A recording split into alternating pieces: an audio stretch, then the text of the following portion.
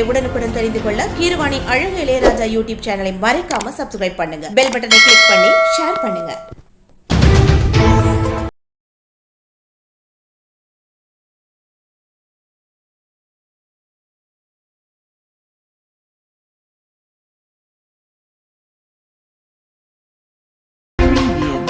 பொன்னமராவதி அருகே வெள்ளையாண்டிப்பட்டி சிவபுரம் ஸ்ரீ மகத்தியர் சிவசித்தர் பீடத்தில் மாத அமாவாசையை முன்னிட்டு வாஞ்சா கல்பலதா கணபதிக்கு சிறப்பு அபிஷேக ஆராதனையும் அனுமன் ஜெயந்தியும் நடைபெற்றது.